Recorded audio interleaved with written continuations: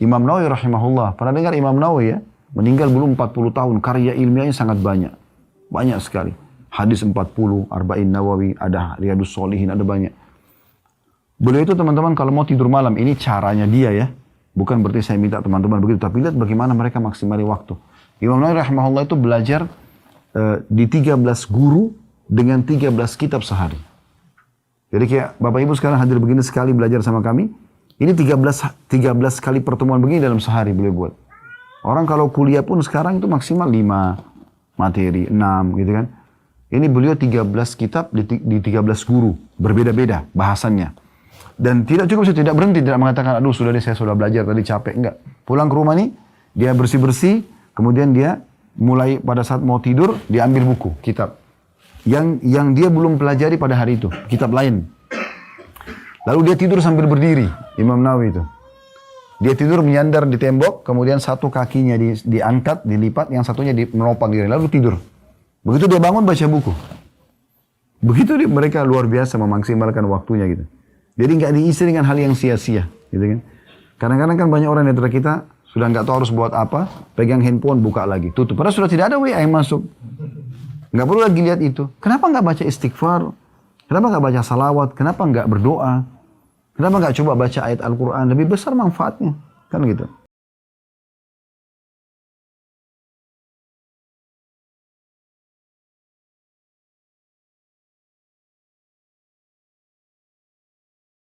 Assalamualaikum warahmatullahi wabarakatuh. Alhamdulillah, wassalatu wassalamu ala rasulillah. Segala puji dan puja kehadirat Allah subhanahu wa ta'ala, juga salawat dan taslim kepada Nabi besar Muhammad sallallahu alaihi wa ala alihi wa sahbihi wasallam. InsyaAllah pada hari Jumat yang mulia ini, selepas asar seperti ini ada waktu mustajab. Semoga seluruh ibadah kita yang pernah kita kerjakan, yang sedang kita kerjakan, dan juga yang akan kita kerjakan sampai menjelang ajal datang nanti diterima dengan pahala yang sempurna. Dan semoga semua dosa yang pernah kita kerjakan, sengaja tidak sengaja, kecil ataupun besar, semua dimaafkan oleh Allah subhanahu wa ta'ala. Dan semoga Allah satukan kita semua di surga firdausnya tanpa hisab. Mari satukan dalam majlis ilmu yang mulia ini tentunya. Allahumma amin. Baik, kita akan masuk teman-teman sekalian membahas salah satu surah yang semua umat Muslim hafal. Di dalam juz 30. Dengan judul kita, Waktumu adalah Hidupmu. Surah Al-Asr. Semua kita menghafalnya, 3 buah ayat yang mulia dari surah ini. Turun, kata Imam Syafi'i rahimahullah, kalau tidak turun dari ayat Al-Quran kecuali surah ini, maka sudah cukup. Allah subhanahu wa ta'ala berfirman, A'udhu billahi minasyaitonirrajim, wal asri innal insana lafi khusr, illa alladhina amanu wa amilu salihata wa tawasaw bil haqqi wa tawasaw bis sabr. Demi masa. Waw di sini, waw qasam namanya, waw sumpah. Ya. Seperti kalau orang bilang, wallahi. Nah, itu waw sumpah. Mirip juga dengan surah Al-Fajr. Allah bilang, wal fajr. Ya. Demi waktu subuh, gitu kan, Allah bersumpah. Nah, Allah tidak bersumpah di dalam kitabnya yang mulia Al-Quran, kecuali memang ada informasi penting. Setelahnya ada namanya alif lam mu'arraf. Alif lam yang memperkenalkan sesuatu. Contoh misal gini. Kalau orang Arab mengatakan seorang laki-laki, bahasa Arabnya rajulun. Tapi kalau seseorang itu mau berbicara sama temannya, mereka sudah tahu laki-laki siapa yang dijadikan target untuk dibahas gitu, dan mereka tidak mau sebutkan namanya, mereka mengatakan ar-rajul. Didatangkan alif lam sebelumnya, gitu kan? Kalau kita bilang masjid, saja umum. Tapi kalau saya sama teman ngobrol, saya mengatakan al-masjid, berarti kami sudah tahu masjid apa yang dimaksudkan. Karena alif lam ini fokus kepada target yang sudah diinginkan. Nah, Allah menyebutkan begitu. Di sini Allah tidak bilang wa asr, demi waktu. Tapi Allah datangkan alif lam wal asr. Berarti Allah inginkan waktu tertentu. Dan di sini ulama mengerucutkan kepada waktu kalian semasa di dunia. Umur yang sudah Allah kasih. Maka jaga baik-baik. Maksimalkan baik-baik. Jangan sampai dipakai pada kemaksiatan ataupun hal yang sia-sia. Itu maknanya. Lalu Allah bilang di ayat keduanya, innal insana lafi khusr. Sesungguhnya manusia benar-benar dalam keadaan rugi. Dalam melalui waktu-waktu di dunia itu. Karena manusia terbagi menjadi kelompok-kelompok. Ada orang yang sibuk dengan amal soleh di waktunya. Dari amal soleh ke amal soleh yang lain. Dari zikir-zikir yang lain. Dari ilmu ke ilmu yang lain. Manfaat selalu. Maka ini dia beruntung. Karena dia isi waktunya, dia tidak akan menyesali. Ada orang dari hal yang mubah mungkin ke mubah yang lain. Ini orang tidak berdosa tapi tidak juga ambil manfaat. Kayak dari makanan ke makanan yang lain, minuman ke minuman yang lain. Terus kepada hal-hal yang mubah saja. Tapi tidak ada hal-hal ibadah yang dia lakukan ini. Ada orang yang rugi, yang paling rugi adalah sibuk dari dosa ke dosa yang lain. Dari dosa ini habis lakukan ke dosa yang lain lagi. Dari gosipin orang, gosipin yang lain. Dari dosa terus sibuk. Maka ini orang yang paling rugi. Gitu. Kemudian Allah mengatakan di ayat ketiganya, setelah mengingatkan maksimalkan waktu kalian di dunia, banyak sekali orang yang rugi di situ, kecuali satu. Illal ladzina amanu wa amilus shalihat, kecuali orang yang beriman dan beramal saleh. Itu orang yang tidak sia-sia waktunya. Karena orang yang beriman tahu ada Tuhannya Allah yang mengatur dia, dan juga Allah akan minta pertanggungjawaban atas waktu yang berlalu semasa hidupnya. Gitu kan? Waktu yang Allah kasih ini sangat mahal gitu. Harus betul-betul dimaksimalkan. Kemudian tidak cukup dengan iman tapi dia harus beramal saleh. Ini selalu dua konsepnya ya. Kalau orang beriman tidak beramal saleh tidak manfaat juga imannya. Karena harus diisi dengan amal soleh. Orang beramal soleh tapi tidak beriman, dia sholat, dia puasa tapi dia orang non-muslim, tidak diterima. Maka dua ini harus. Allah mengatakan kecuali orang beriman dan beramal soleh, maka watawasaw bil haqqi watawasaw bis sabr. Saling berwasiatkanlah kebenaran ini dan saling berwasiatkanlah ya agar bersabar mempertahankan kebenaran itu. Nah ini kurang lebih ayat yang akan kita bahas insya-Allah. Nah teman-teman sekalian, dalam Islam kita dibolehkan melakukan hal-hal yang mubah, tapi tidak boleh berlebihan, gitu kan? Cukup sesuai dengan kebutuhan. Kayak misalnya kita lagi makan siang atau sarapan pagi atau makan malam, secukupnya kita pakai waktunya. Jadi nggak perlu kita pakai sampai 2-3 jam duduk hanya untuk makan habisin waktu. Padahal sebenarnya kita hanya butuh setengah jam maksimal sudah cukup misalnya. Maka coba maksimalkan kegiatan yang lain, sibukkan kepada yang lain. Kalaupun kita harus masuk kepada hal yang mubah, seperti tidur, mandi, ya, makan tadi, maka pakai secukupnya. Tidur juga pada saat kita butuh, makan pada saat kita butuh kita. Selebihnya usahakan hal-hal yang bermanfaat. Dan jangan pernah sibukkan diri di waktu-waktu itu dengan dosa-dosa. Karena nanti akan diisi dengan penyesalan. Orang yang mengisi waktunya dengan dosa, maka dia akan menyesal. Jangankan orang yang berbuat dosa teman-teman, orang yang tidak sempat mengisi waktunya dengan amal soleh, itu sudah cukup membuat dia menyesal nanti pada hari kiamat. Ada kisah unik. Talha bin Ubaidillah rahimahullah, radhiyallahu anhu, sahabat Nabi yang mulia di kota Madinah ini, pernah menerima tawaran dari Nabi SAW menampung 3 orang yang baru masuk Islam. Datanglah 3 orang itu, karena mereka baru masuk Islam, tidak ada keluarganya di Madinah, maka Nabi bilang siapa yang tanggung? Talha bin Ubaidillah, orang kaya di Madinah. Dan beliau orang soleh, salah satu dari 10 orang yang masuk surga. Maka beliau mengatakan, saya Rasulullah, saya tanggung mereka. Tinggallah di rumah Talha, dibiayailah hidup kedua orang ini. Subhanallah, berjalan waktu terjadi peperangan. Orang yang pertama dari 3 orang ini mati syahid. Berjalan waktu lagi, terjadi lagi peperangan, orang yang kedua dari mereka, dari 3 orang ini, ikut perang mati syahid juga. Berjalan waktu lagi, orang yang ketiga, mati tapi di atas ranjangnya. Mati di atas ranjangnya. Yang terjadi, Talha bin Ubaidillah radhiyallahu anhu mimpi, ketiganya dalam mimpinya ini. Jadi yang paling depan di surga adalah orang yang mati di atas ranjang. Kemudian datang di belakangnya orang yang meninggal mati syahid yang nomor 2. Dan yang paling belakang orang yang mati syahid yang pertama. Maka kata Talha bin Ubaidillah, ya Rasulullah tadi malam saya mimpi begini. Bagaimana kami memahami mimpi ini gitu. Karena kan yang pertama mati syahid, yang kedua mati syahid, yang ketiga cuma mati di atas ranjang. Kok bisa yang mati ketiga ini lebih baik gitu? Lebih di depan di surga, lebih tinggi derajatnya. Maka kata Nabi SAW, bagaimana kau bisa pungkiri itu hai Talha? Dari mana kau bisa memungkiri tentang sholatnya, tentang puasanya, tentang zikirnya? Di umur yang Allah kasih, lebih berapa hari dari teman-teman yang mati syahid. Jadi artinya kalau teman-teman diberikan kesempatan umur, dan bisa beramal soleh, jangan disia-siakan. Karena 1 hari aja itu mahal sekali. Terjadi juga di masa Nabi SAW dalam riwayat sahih, ada 2 orang bersahabat sama umurnya. Sama-sama masuk Islamnya. Subhanallah, salah satunya mati terbunuh, mati syahid. Pekan depan baru meninggal temannya, tapi mati biasa. Ini kejadian mirip kayak tadi. Orang kan kalau mati syahid pasti orang sudah anggap, oh luar biasa keutamaan. Tentu punya keutamaan memang. Tapi di sini kita lihat bagaimana orang kalau maksimalin waktu.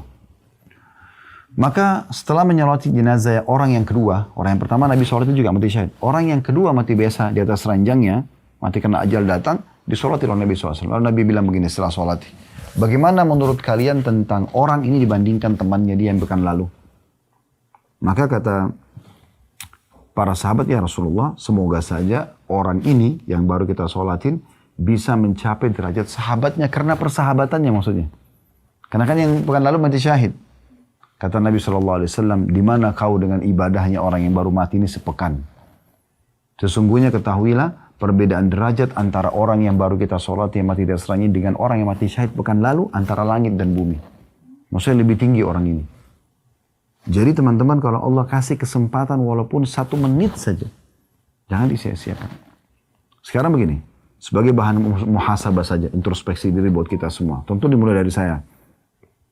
Kalau seandainya teman-teman, ini kita bicara kalau seandainya. Seseorang antara kita menghadapi malaikat maut. Dan itu pasti terjadi. Datang kepada kita, terus kemudian akan mencabut ruh kita. Tapi malaikat maut bilang begini, saya memberikan kesempatan telah diizinkan Allah untuk kamu tertunda ajalmu setengah jam. Setengah jam lagi saya akan cabut ruhnya. Gitu kan? Kira-kira setengah jam itu akan antum pakai apa? Oke. Saya mau tanya gini, apakah pada saat itu kita masih berpikir untuk cari restoran favorit kita? Masih maukah kita duduk ngobrol sama teman-teman? Masih maukah kita pergi ke mall cari baju favorit kita? Atau apa saja urusan dunia? Coba renung ini. Tidak ada. Kalau perlu setengah jam itu kita pakai bertobat, kita pakai sholat, tadi kita pakai sedekah, kita pakai berzikir, kita bayar utang mungkin yang kita belum bayar, kan begitu. Harusnya kita nggak usah tunggu kejadian ini. Karena kalau malaikat mau datang, Allah mengatakan tidak akan ditunda. Ya.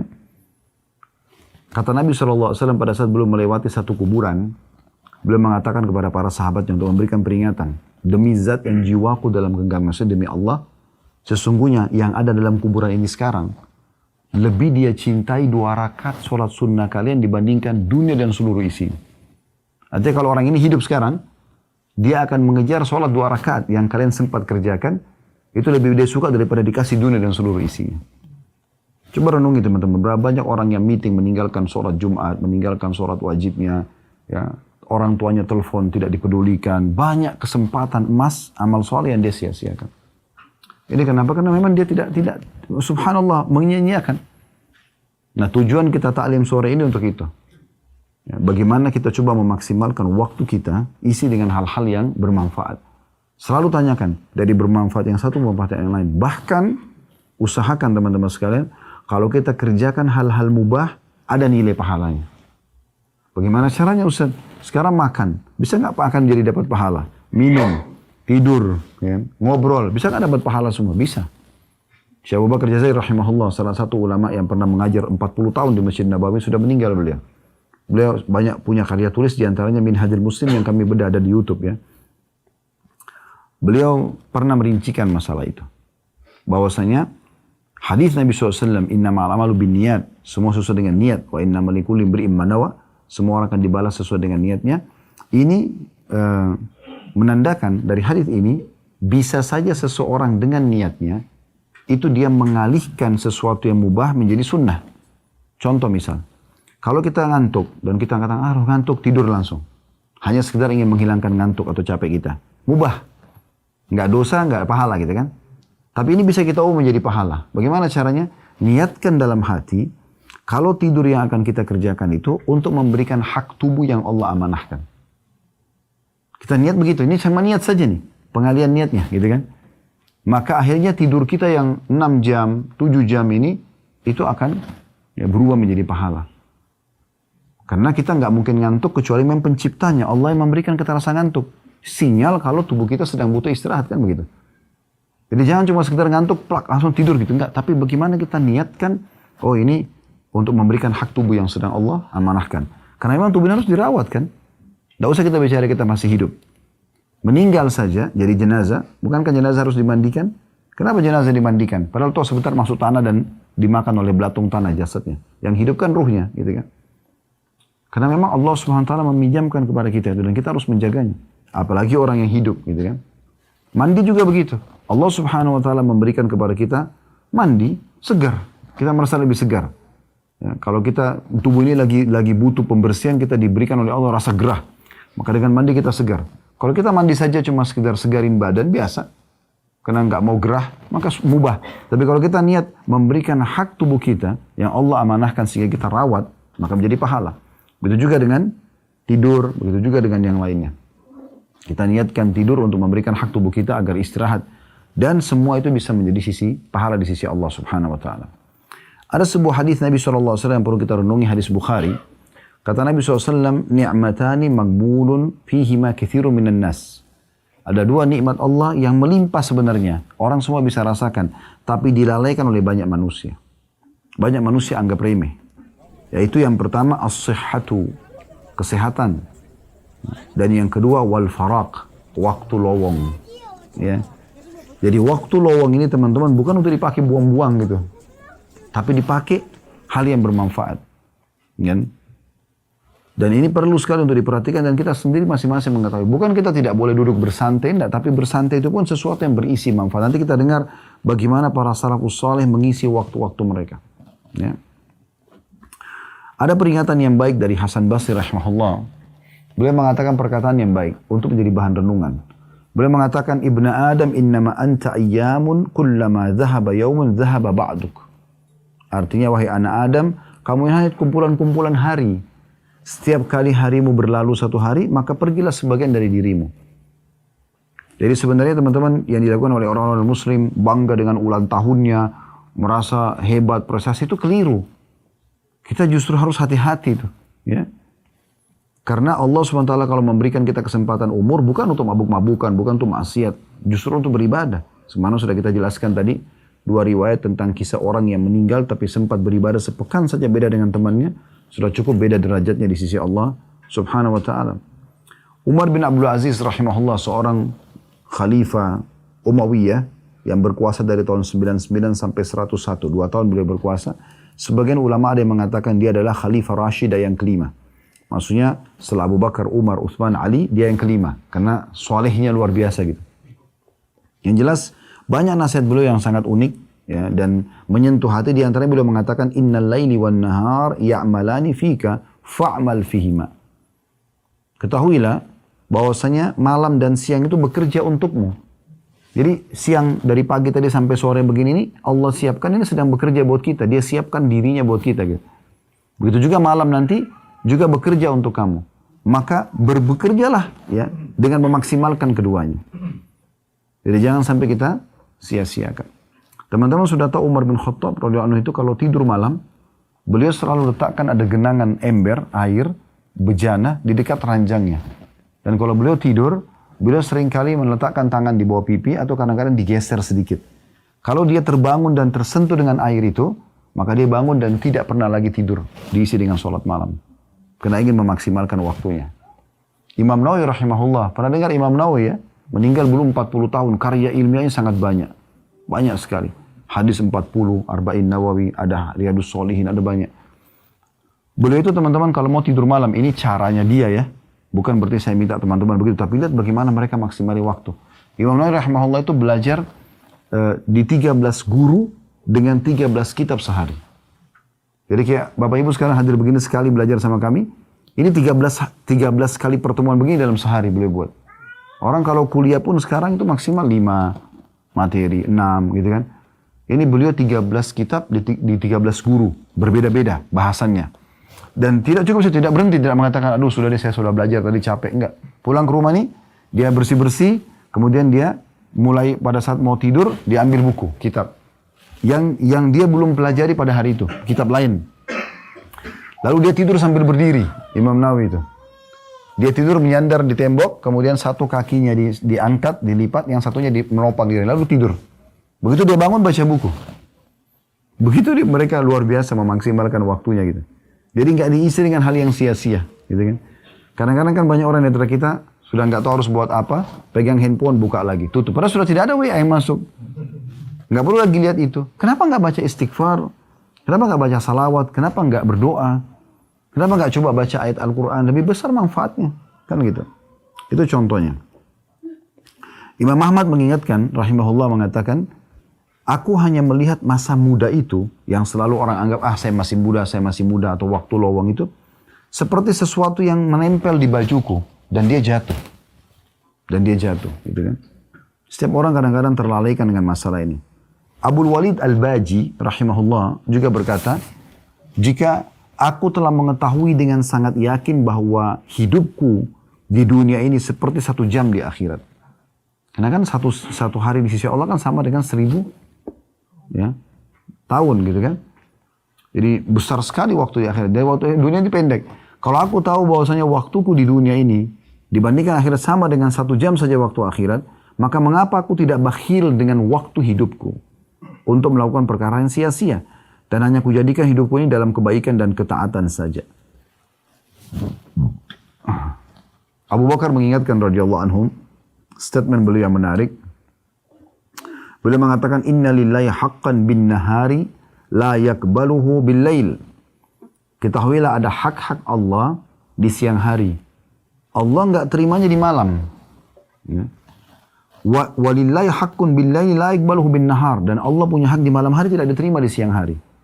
Maksudnya maksimalkan. Kayak tahajud, kan cuma di malam hari. Sekarang kalau kita luputkan tahajud itu, berarti kita nggak bisa kerjakan sekarang. Begini rasional teman-teman sekalian. Kalau ada peluang amal soleh jangan disia-siakan. Karena peluangnya tidak terulang. Tidak terulang. Gitu kan? Contoh misal, ada orang tidak sholat subuh tadi misalnya di masjid. Contoh saja. Ya. Itu kota yang besar, dia tidak sholat subuh. Anggaplah dia punya udzur misalnya. Ketiduran lah apa segala macam. Dia tidak berdosa karena dia ketiduran. Dia tidur, dia sholat di kamarnya misalnya. Atau di rumahnya. Baik. Perlu dia ketahui dan disadari oleh dia bahwasanya subuh itu akan dia temukan di catatan amalnya hari kiamat tidak sholat berjamaah di masjid. Dan tidak bisa diubah. Nggak bisa diubah itu. Nggak usah itu teman-teman sekalian. Saya punya pengalaman yang seumur hidup saya sesali itu. Subhanallah, maksudnya penyesalan positif sini ya. Pernah transisi perubahan waktu sholat. Teman-teman di Indonesia Barat sering rasakan. Sebenarnya di Indonesia juga terjadi sih ya. Tapi kadang-kadang ada waktu tertentu kita hampir 11:30 sudah azan duhur. Gitu kan. Sampai saya bilang sama teman-teman tim, kalau 11:30 sudah azan duhur, berarti kita live-nya jam 12 gitu kan. Habis duhur. Nah, kalau ada juga waktunya sampai jam 12, 12:10 baru azan gitu kan. Pernah transisi subhanallah ada tamu datang ke rumah. Di Jakarta setelah itu ngobrol-ngobrol, kok nggak kedengaran azan nih. Saya berpikir waktu itu masih waktunya jam 12:10, rupanya dia sudah mundur. 12:10 kok belum azan, 12:12 kok nggak kedengaran azan, rupanya mikrofon masjid dekat rumah itu rusak. Terus saya bilang sama akhi yang datang itu, sepertinya sudah azan, sudah lewat 2 menit nih, 12:10. Padahal dia sudah mundur tuh 12:05 atau 7 gitu, sudah azan sebelumnya. Terus saya bilang, ayo kita ke masjid jalan sama-sama, dekat rumah. Begitu saya masuk ke masjid, baru masukkan kaki kanan di masjid, orang sudah ruku, sudah sujud rakaat pertama.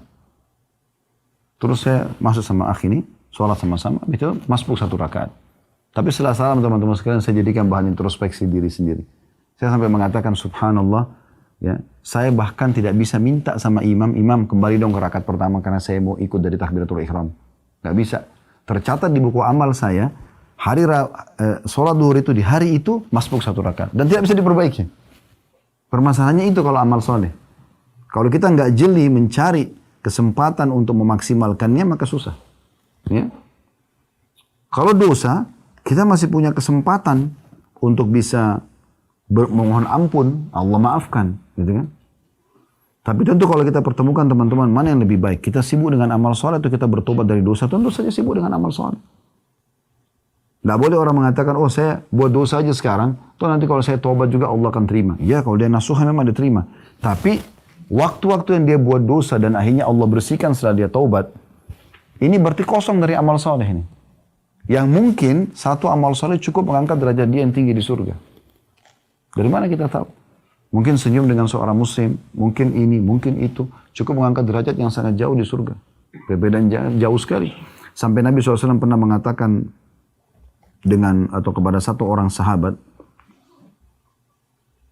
ketahuilah, atau beberapa orang sahabat, ketahuilah, aku diperlihatkan orang dari umatku yang keliling dan menikmati istana di surga. Dan fasilitasnya itu dari duri yang dia pindahkan dari jalanan. Orang kan anggap remeh kan, duri, paku. Itu saja dipindahkan yang orang banyak anggap remeh, itu sudah cukup. Dia kata Nabi SAW, dia menikmati begitu luar biasa kehidupannya di surga. Menikmati semua segala macam. Jadi amal-amal sholat itu tidak bisa kita anggap remeh. Makanya kata Nabi SAW, la tahkiranna minal ma'rufi syai'a. Jangan kalian pelit-pelit dengan amal soleh. Jangan kena kecil kita anggap gak usah dikerjakan. Ingat, ibadah sunnah juga perintah agama. Selalu, itu kan sunnah. Seakan-akan begitu. Kenapa nggak puasa Senin Kamis? Itu kan sunnah. Zikir pagi petang sunnah. Salat qobliyah, duha, qiyamul lail sunnah. Umrah sunnah. Tapi sunnah itu perintah agama. Kenapa nggak dikerjakan? Apa fungsinya amal-amal sunnah? Fungsinya akan membantu amal wajib Bapak Ibu sekalian. Kan begitu dalam hadis Bukhari. Kata Nabi SAW, awal amal hisab hari kiamat adalah sholat. Kalau dia baik, maka beruntunglah dia. Dalam riwayat lain, akan membantu amal-amal lain. Kalau dia buruk sholatnya, maka akan rugilah dia. Riwayat lain akan mengganggu amal-amal lain. Akan mengganggu amal-amal lain. Dan kalau sholat wajibnya ada yang kurang, Allah Subhanahu wa ta'ala berfirman kepada para malaikat, carilah amal-amal sunnahnya, sholat sunnahnya. Kalau ditemukan, maka akan menyempurnakan kekurangan sholat wajib. Coba bayangkan. Mungkin ada kita lupa wudu, kurang khusyuk. Ternyata sholat duha, sholat qobliyah, sholat tahajud, sholat witir, semua sholat taubat, tahiyat masjid. Ini bisa membantu menyempurnakan itu. Kalau sudah sempurna sholat wajib kita, ini akan menambah ekstra pahala. Dan kata Nabi SAW, itu berlaku pada semua amal-amal umumnya. Maksudnya, puasa sunnah akan bantu puasa wajib. Sedekah akan bantu zakat. Umroh akan bantu haji. Akan terbantu dengan amal sunnah itu. Amal sunnah juga yang banyak dianggap remeh oleh orang ini teman-teman sekalian. Itu adalah penyebab datangnya cintanya Allah. Sebagai pencipta. Gitu kan. Kata Nabi SAW, Allah berfirman, La yazalu abdun yataqarrabu ilai bin nafal hatta uhibbu. Seorang hamba terus dekatkan diri kepadaku dengan amal-amal sunnah sampai aku mencintainya. Kalau aku mencintainya, fa'idha ahbabtu, kuntu lahu sam'u liyasma'u bihi. Aku akan menjaga pendengaran yang digunakan untuk melihat. Basara yabsuru bihi, dan penglihatan yang digunakan untuk melihat. Penglihatan yang digunakan untuk melihat. Wa yadu alladhi yabtishu bihi, dan tangan yang digunakan untuk menjamah. Wa rijlu alladhi yamshi alaihi, dan kaki yang digunakan untuk melangkah. Jadi Allah akan jaga orang dengan amal-amal sunnah. Maka jangan dianggap remeh nih, jangan kena ini amalan kecil, nggak usah, nggak apa-apa. Padahal sebenarnya penting. Ada nasihat yang baik juga dari Rabi'ah rahimahullah. Dia seorang ulama tabi'in. Dia menasihati seseorang tabi'in yang lain namanya Sufyan ats-Tsauri. Sufyan ats-Tsauri ini ulama di Mekah. Terkenal dengan julukan Sajjad. Orang yang suka sekali sujud. Dan dia kalau sujud di depan Ka'bah nggak angkat kepalanya sampai semua hajatnya sudah dituangkan kepada Allah. Terkenal sekali ibadahnya. Tapi ada temannya dia, ulama yang lain, pernah nasihati dia. Nasihatnya akhirnya dinukil oleh para ulama. Karena nasihatnya menarik itu. Rabi'ah berkata kepada Sufyan ats-Tsauri rahimahumullah semuanya, Innama anta ayyamu ma'dudah. Sesungguhnya kau adalah bagian seperti bagikan ya hari yang dapat dihitung. Fa idza dhahaba yawmun dhahaba ba'du. Kalau telah berlalu hari maka berlalu sebagian dari dirimu. Wa yushiku idza dhahaba al-ba'd an yadhhaba al-kull. Ketahuilah kalau sudah pergi sebagian dari harimu maka akan pergi seluruhnya nantinya, gitu kan? Wa anta ta'lam. Sementara kau mengetahui masalah itu. Fa'mal. Oleh karena itu berbuatlah. Berbuat. Jangan sia-siakan. Imam Syafi'i rahimahullah mengatakan, ya, Sahabtu sufiyya falam astafidu minhum siwa harfaini. Aku pernah bertemu dengan orang sufi, tapi aku tidak pernah ambil manfaat dari mereka kecuali 2 huruf saja. Kata Imam Syafi'i rahimahullah. Ahaduhuma qauluhum. Salah satu dari 2 manfaat itu adalah perkataan mereka yang sering mereka saling nukil. Al-waqtu sayfun fa in lam taqta'hu qata'ak. Waktu itu bagikan sebilah pedang yang kalau kau tidak memotongnya dia akan memotongmu. Jadi ini semua nasihat-nasihat tentang masalah waktu tersebut. Ya. Ada nasihat yang baik dari Ibnu Qayyim rahimahullah. Ya. Beliau mengatakan waktu manusia adalah umurnya yang sebenarnya. Waktu tersebut adalah waktu yang dimanfaatkan untuk mendapatkan kehidupan yang abadi dan penuh dengan kenikmatan. Maksudnya di akhirat nanti. Dan terbebas dari kesempitan dan azab yang pedih di kubur. Ketahuilah bahwa berlalunya waktu lebih cepat daripada berlalunya awan atau mendung yang ada. Barang siapa yang waktunya hanya untuk ketaatan dan beribadah kepada Allah, sibuk dari ibadah ke ibadah yang lain, maka itulah waktu dan umur yang sebenarnya. Selain daripada itu tidak dinilai sebagai kehidupannya, namun hanya teranggap sebagai kehidupan binatang ternak saja. Bersama dengan hewan ternak. Atha bin Abi Rabah rahimahullah, seorang ulama tabi'in di Mekah, pernah memberikan nasihat kepada orang-orang di sekitarnya. Dia mengatakan, harusnya seseorang di antara kita malu pada saat dipaparkan buku amalnya hari kiamat. Dia tidak temukan, tidak usah bicara masalah ketaatan, enggak urusan yang bermanfaat secara duniawi, juga tidak ada urusan hal ya akhiratnya. Maka semuanya sia-sia. Ada orang begitu, subhanallah, duduk ngobrol kosong yang tidak ada manfaatnya sama sekali. Ya. Sampai ada seseorang dari ulama salaf, beliau pernah jalan melewati sebuah tempat, ya.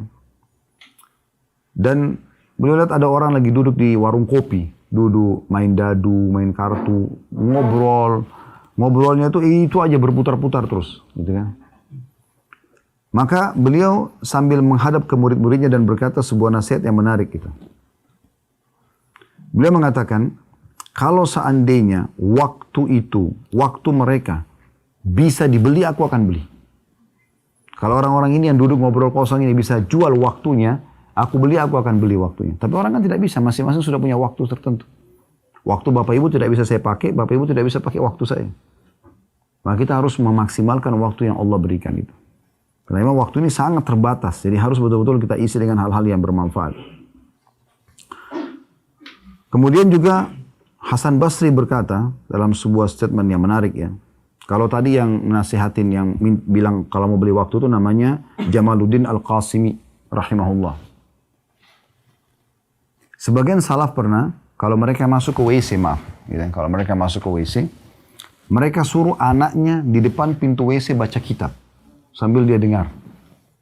Dia nggak baca, tapi dia suruh anaknya baca supaya dia dengar. Jadi duduk pun lagi buang air besar, itu nggak buang waktu kosong.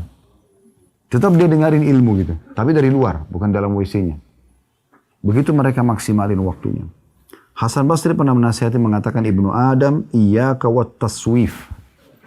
Wahai anak Adam, jangan engkau menunda-nunda amalan-amalan, kesempatan beramal soleh itu. Fa innaka biyaumika walasta bighadin. Karena sungguhnya yang kau miliki adalah hari ini. Sementara hari esok itu belum tentu kau miliki. Fa in yakun ghadan laka fakun fi ghadin kama kunta fil yaum. Kalaupun Allah masih kasih kau umur besok, maka lakukan seperti apa yang bisa kau lakukan pada hari ini, maksudnya dari amal saleh. Wa illa yakun laka lam tandam ala ma farratta fil yaum. Karena kalau kau lakukan itu, maksudnya besok kau sibukkan lagi, kalau hari ini kau sibukkan dengan amal saleh, karena ini harimu sekarang. Kalau besok lagi kau dapat waktu, masih ada dikasih umur, buat lagi hal yang sama, maka pada saat kau meninggal kau tidak akan pernah menyesali itu selamanya. Saya sering menasihatin diri sendiri teman-teman, karena duduk introspeksi. Karena kita kalau tidak kontrol diri kita begini, akhirnya kita terbawa pada arus-arus yang tidak ada manfaatnya. Apalagi kalau kita terlalu luas pergaulan dengan orang-orang yang jauh dari Allah SWT, ini bahaya sekali. Ya. Jadi yang kita miliki sebenarnya adalah hari ini. Bapak Ibu kalau mau tahu umurnya, umur Bapak Ibu ini yang sudah berlalu. Yang kedepannya kita tidak tahu umur kita. Misal saya sekarang 47 tahun misalnya. Saya tahunya ini umur saya. Bapak Ibu yang sini umur 50 tahun, betul itu umurnya. 30 tahun, betul itu umurnya. Itulah umur kita. Karena itu sudah kita laluin kan. Itulah umur kita. Jangan selalu menghayal umur saya ke depan. Lalu lihat orang-orang yang sudah tua. Ada yang 80 tahun, mungkin saya juga seperti dia. Mungkin, tapi bisa saja tidak. Tapi umur kita sebenarnya yang sudah berlalu ini. Dan harusnya kita maksimalkan hari ini. Hari ini milik kita. Hari ini sering saya bahasakan, bahkan sempat saya jadikan sebagai sebuah tema, ceramah. Hari ini adalah hari emasmu. Hari yang kita hidup sekarang. Bapak Ibu sekarang ada di sore hari-hari Jumat ini, di tanggal ini, di hari ini, di detik ini adalah hari emas kita. Kenapa? Karena kalau berlalu masa lalu kita dengan dosa-dosa, detik ini kita bisa bertaubat. Kalau berlalu dengan amal soleh, detik ini kita bisa ulangi. Gitu kan? Menambah tambahan amal kita pada hari kiamat. Selebihnya ke depannya kita tidak tahu. Kita cuma bisa programin. Kita nggak tahu. Dapat atau tidak kita nggak tahu. Jangan-jangan lalai. Karena kita semua pasti akan meninggal dunia. Tidak mungkin tidak. Jadi tidak ada ceritanya orang itu kemudian tidak meninggal dunia, itu mustahil. Ya. Bapak, ibu misalnya seorang olahragawan, makanannya selalu sehat, hidup di lingkungan yang asri, tetap aja meninggal. Kalau ajalnya datang, meninggal. Ada orang yang tinggal di tempat yang kotor, penuh dengan sampah, belum ajal tidak meninggal. Ada di Makassar, paman kami, beliau Masya Allah prestasinya luar biasa. Profesor di bidang ekonomi dan banyak prestasi yang didapatkan gitu. Meninggal di umur 47 tahun, 46 tahun meninggal. Di rumah beliau ada tantenya, itu hidup sampai umur 80 tahun, 90 tahun. Padahal tantenya ini sudah tidak bisa jalan gitu, karena kan harus dituntun ke kamar mandi. Tapi kalau ajal datang begitu, tidak melihat gitu kan. Jadi jangan selalu menghayal dengan kulit yang masih kencang, umur yang masih muda, dan selalu lihat orang yang lebih tua, ini keliru. Karena ajal bisa datang kepada siapapun. Berapa banyak orang meninggal masih muda, gitu kan. Beruntunglah orang yang bisa memaksimalkan harinya ini. Nah, saya mengajak dari saya dan teman-teman sekalian, kalau hari-hari lalu kita punya dosa, kita bertobat kepada Allah SWT. Ada amal soleh, sekarang kita maksimalkan dengan amal soleh tersebut. Jangan pernah berhenti untuk beramal soleh, jangan pernah berhenti untuk tuntut ilmu, isi terus dengan hal-hal yang baik, dan jangan merasa terlambat. Pernah ada seseorang di perang Khaybar, di zaman Nabi SAW, ini keberuntungan yang Allah kasih gitu, tapi dia tutup hidupnya dengan amal soleh. Dia lihat pasukan Nabi SAW yang mengepung benteng Khaybar. Khaybar kurang lebih 170-180 kilo dari sini. Dikepung benteng Khaybar itu, dan dia lihat umat Islam. Dia belum pernah lihat ada pasukan perang seperti itu. Maksudnya mereka tuh menyerang kapan diinstruksikan oleh Nabi. Mereka nggak ada merusak, nggak bunuh hewan-hewan gitu kan. Terus malam hari mereka mengaji, baca Quran. Dan orang Arab ini faham apa yang dibaca, karena pakai bahasa Arab. Dia tertarik, dia datang kepada seseorang sahabat lalu menanyakan, kalian ini siapa? Agama apa? Ceritakan oleh sahabat tersebut tentang Islam, segala macam. Bahkan mereka keluar kenapa, mereka berharap mati syahid itu masuk surga. Diceritakan panjang lebar. Tertariklah orang Badui ini untuk masuk Islam. Dia mengatakan, saya mau masuk agama kamu. Kata sahabat ini, di depan sana ada Rasulullah. Datang aja langsung ke sana. Datanglah orang ini kepada Nabi SAW, lalu masuk Islam, syahadat dia. Lalu Nabi SAW waktu itu kebetulan dari 9 benteng Yahudi, ada satu benteng yang baru dibebaskan, benteng pertama, dan ada harta rampasan perang. Nabi lagi bagi-bagi tuh untuk para mujahidin. Terus Nabi SAW bilang kepada sahabat yang membagi harta rampasan tersebut, berikan juga kepada orang ini. Maksudnya sahabat yang baru masuk Islam nih. Karena dia masuk Islam di saat pembagian harta rampasan. Kata orang itu, ya Rasulullah, saya masuk Islam bukan untuk ini. Saya masuk Islam karena saya mengejar apa yang sahabat-sahabat Anda kejar. Mereka mengatakan keluar dari Madinah ke sini jauh-jauh, 180 kilo, di zaman itu pakai kuda atau jalan kaki kan jauh sekali. Kalau kita sekarang pakai mobil mungkin lah, kecepatan 100 km per jam mungkin bisa 1,5 jam atau 2 jam sampai gitu. Saya ingin seperti mereka.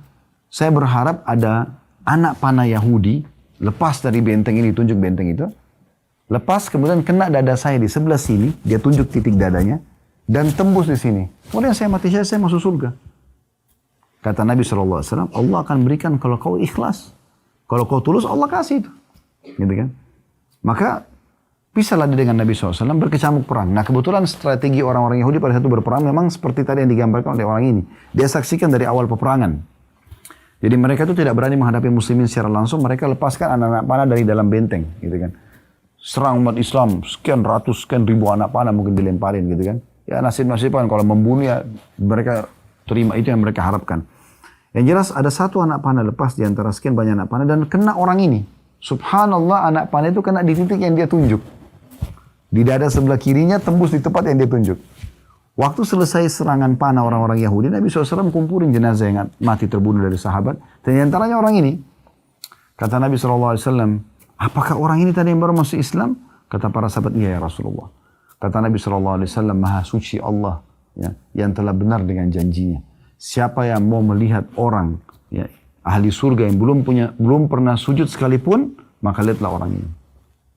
Kalau Allah berikan taufik begitu. Jadi kalau kita punya kesempatan amal soleh, jangan sia-siakan. Jangan sia-siakan. Dunia ini teman-teman bukan target kita. Target kita akhirat. Dunia boleh kita lalui. Umat Islam boleh mengejar prestasi dunia, tapi bukan target utama. Sholat berhenti semuanya. Nggak ada, jangan pertemukan dan jangan seimbangkan bahkan antara pekerjaan dunia dengan urusan akhirat. Nggak. Dahulukan akhirat dari dunia itu benar. Seimbang aja nggak boleh. Itu Allah sebutkan dalam surah Al-Qasas. Surah nomor 28 ayat 77. Wabtaghi fima ataqallahu daral akhirah wa la tansa nasibaka minad dunya. Wa ahsin kama ahsanallahu ilaik. Al-ayah. Artinya, kejarlah apa yang Allah janjikan untuk di akhirat sana nanti. Surga dan seluruh fasilitasnya. Dan jangan lupakan bagianmu dari dunia. Tapi akhirat dahulukan dulu. Dan berbuat baiklah. Ya, patuhlah pada Allah sebagaimana Allah telah berbuat baik kepadamu. Jadi kita memaksimalkan kehidupan kita ini dan jangan sampai kita terlalaikan. Ingat teman-teman, kebiasaan mendahulukan dunia dari akhirat ini akan membuat kita tertutup hidup kita dengan itu.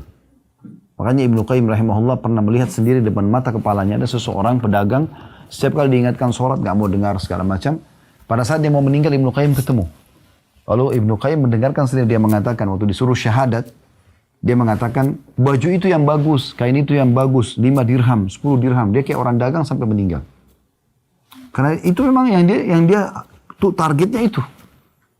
Tapi di saat subhanallah dan targetnya akhirat beda. Dia akan dahulukan semua akhirat. Kami coba terapin itu.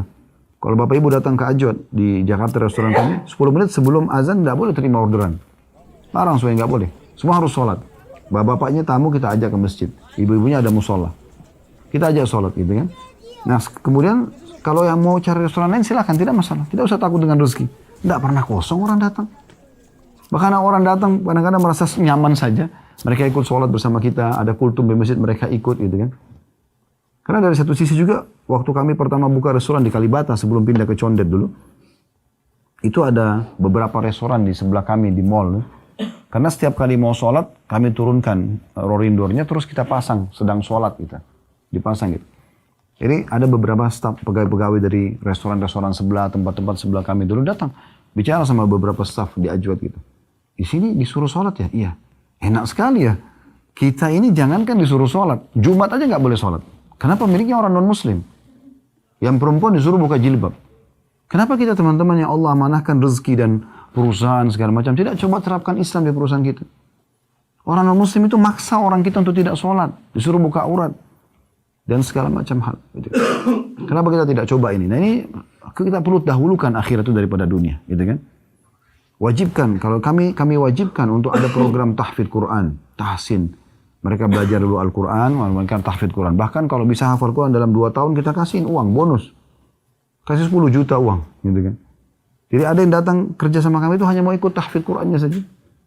Kenapa kita tidak coba buat program begitu? Dan ternyata dengan kita arahkan mereka ke agama, itu pekerjaan juga berpengaruh sekali. Karena dia sudah tahu hubungannya dengan Tuhannya gitu. Nah ini contoh-contoh juga dalam pemaksimalan waktu itu. Nah ini Ibnu Qayyim rahimahullah menyampaikan kisah ini betul-betul kisah yang terjadi di masa beliau. Dan bagaimana dia lihat dengan mata kepalanya gitu. Dan memang teman-teman kalau kita kembali kepada dasar kenapa kita diciptakan, memang untuk itu. Kalau Bapak Ibu tanya untuk apa saya ada di muka bumi ini, memang untuk ibadah. Apakah saya diciptakan untuk sholat Ustaz, untuk puasa, untuk sedekah, untuk mengaji, untuk duduk majelis ilmu, untuk bakti sama orang tua, untuk jenguk orang sakit? Jawabannya iya. Memang untuk ini kita hidup. Bukan untuk yang lain gitu. Jadi kalau ada orang menomor 2 kan ibadah, kemudian dia dahulukan urusan yang lain, maka ini berarti tidak paham tujuan hidupnya. Itu yang Allah sebutkan dalam surah Az-Zariyat. Surah nomor 51 ya. Di ayat 56 sampai 58. Wa ma khalaqtul jinna wal insa illa liya'budun. Aku tidak ciptakan jin dan manusia kecuali untuk beribadah kepadaku. Ma uridu minhum min rizqin wa ma uridu minhum an yut'imun. Aku tidak pernah berharap mereka memberikan aku rezeki, kata Allah dengan ibadah itu. Dan aku juga tidak ingin mereka memberikan aku makan. Innallaha war-razzaqu dzul quwwatil matin. Allah itu zat yang maha perkasa dan juga ya, pemberi rezeki. Pemberi rezeki dan sangat kuat, sangat kokoh. Nggak butuh dengan makhluknya. Allah itu samad. Allah yang tidak berbutuhkan pada siapapun dan semua bergantung pada dia. Dan Allah menyebutkan juga dalam surah Al-Mu'minun. Surah nomor 23 ayat 115. Afahasibtum annama khalaqnakum abathan wa annakum ilaina la turja'un. Apakah kalian mengira kami menciptakan kalian sia-sia dan tidak akan kembali kepada kami? Itu enggak mungkin, gitu kan? Jadi harus kita sadari ini tujuan awal kita diciptakan. Jadi memang untuk ibadah. Jadi Bapak Ibu luangin waktu untuk pergi umroh begini, sebenarnya ini tujuan hidup memang. Ini bukan karena ngisi waktu, bukan. Ini tujuan hidup memang untuk ini. Untuk haji, untuk umroh, untuk sedekah, duduk di majelis ilmu seperti ini. Bukan di waktu lowong, bukan. Memang harus dilowongkan waktunya. Karena memang tujuan kita untuk itu hidupnya. Ingat teman-teman, sebagai penutup kita akan buka pertanyaan setelah ini. Penyesalan akan ada di akhir. Penyesalan selalu datang terakhir. Dan jangan pada saat itu sudah datang baru kita menyesal, nggak ada gunanya. Jangan tunggu penyesalan terjadi. Banyak ayat Al-Quran menyebutkan tentang masalah penyesalan, gitu kan? Banyak sekali. Dan ayat-ayat tentang masalah ini betul-betul sangat gamblang, sangat jelas. Gitu. Di dalam surah Al-Mu'minun, ayat 99, Allah mengatakan gitu. Qala rabbi irji'un. Ayat 100-nya, la'alli amalu salim fima tarakt. Orang-orang nanti pada saat mau wafat dari orang-orang kafir, orang yang banyak berbuat dosa, mereka mengatakan, wahai Tuhanku, kembalikan aku di dunia.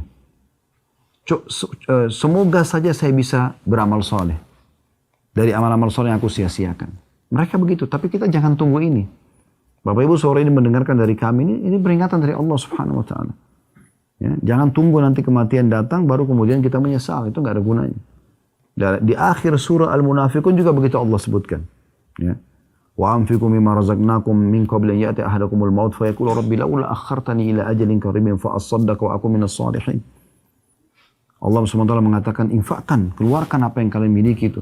Dan jangan sampai seseorang dari kalian datang ajalnya, baru dia mengatakan, ya Allah, tolong terlambatkan beberapa saat saja, supaya aku bisa bersedekah dan aku termasuk orang-orang saleh. Lalu Allah bilang, wala yuakhirallahu nafsan idza jaa ajaluha. Tapi ketahui Allah tidak akan mungkin tunda ajal orang kalau sudah datang. Allah khabirun bima ta'malun. Allah akan memberitahukan apa yang kalian kerjakan. Jadi jangan tunggu penyesalan itu datang, baru kita mau menyadari. Gak ada gunanya. Mumpung sekarang. Dan ingat teman-teman, Allah tidak akan pernah turunkan tangan dari langit untuk memberhentikan kita dari kelalaian kita atau maksiat kita. Ada orang begitu. Kenapa kamu nggak tobat? Iya ya, kapan ya? Seakan-akan tunggu Allah turunkan tangan berhentiin dia. Itu nggak mungkin. Peringatan Allah sudah ada dari dalam kitab Al-Quran. Peringatan Allah dari lisan Nabi Muhammad SAW. Nabi sudah meninggal, dilanjutkan oleh para da'i dan para ulama. Harusnya kita menyadari, sudah ada. Ya. Nanti teman-teman di akhirat, orang kalau masuk neraka itu, masuk dalam neraka dalam kondisi yakin dengan keadilan Allah. Dia tahu karena Allah tidak pernah suruh dia berbuat dosa, dia buat sendiri, dia zalimi dirinya. Dia lah yang riba, dia lah yang mencuri, dia yang menggibah, dia yang memfitnah, dia yang memukul, dia segala macam. Maka dia rasakan akibat perbuatannya. Jadi Allah tidak pernah menzalimi siapapun. Oleh karena itu selamatkan diri kita sendiri teman-teman. Tidak ada yang bisa menyelamatkan. Kami dan teman-teman da'i yang lain cuma bisa teriak-teriak seperti ini. Keputusan di tangan Bapak Ibu sekalian. Beruntunglah orang yang mendengar, kemudian dia merenungi lalu menerapkan dalam hidupnya. Itu berarti keberuntungan buat dia. Gitu kan? Tapi orang kalau cuma sekedar mendengar, kemudian menganggap, ya sudahlah, ya bahasan itu, ya bagus ya, cuma sebatas itu, ya tidak ada manfaatnya buat dia. Jadi tidak membawa pada perubahan. Padahal sebenarnya majelis ilmu diharapkan ada perubahan. Kalau teman-teman bubar dari majelis ilmu merasa ada rasa takut kepada Allah, ada rasa menyesal terhadap waktu yang terlalaikan atau amal saleh yang terlewatkan, maka itu target daripada majelis ilmu itu sendiri. Allahu a'lam.